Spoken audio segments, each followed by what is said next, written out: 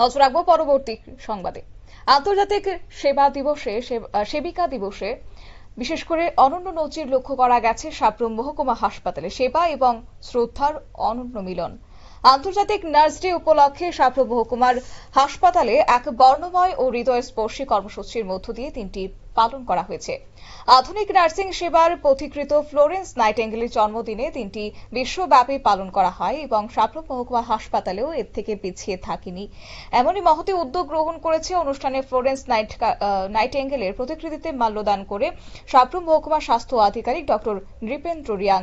তাঁর সঙ্গে ছিলেন চিকিৎসক ডক্টর প্রীতম দাস, ডক্টর মিঠুন বণিক, ডক্টর তুষার কান্তি নাথ এবং ডক্টর রাকেশ মজুমদার।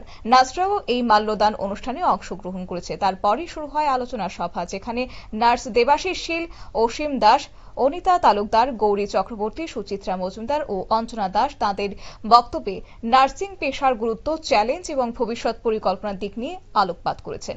কি রয়েছে বিস্তারিত বিষয় শুনুন।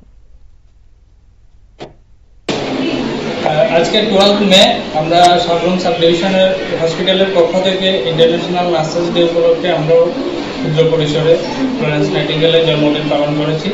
সেই সুবাদে আমরা ছোটখাটো একটা সাংস্কৃতিক প্রোগ্রামের আয়োজন করেছি এবং রোগীদেরকে ফল মিষ্টি বিতরণ করেছি। আর বাকি সমস্ত স্টাফদের মধ্যে আমরা দুপুরে লাঞ্চের ব্যবস্থা করেছি ক্ষুদ্র পরিসরে।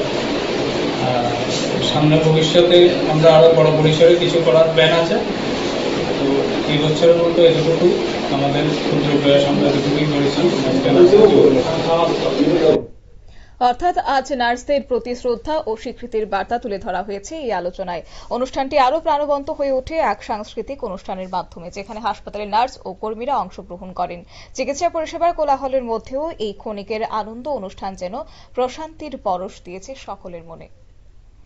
নিয়ে নিচ্ছি ছোট্ট একটি বিজ্ঞাপন বিরতির সঙ্গে থাকুন।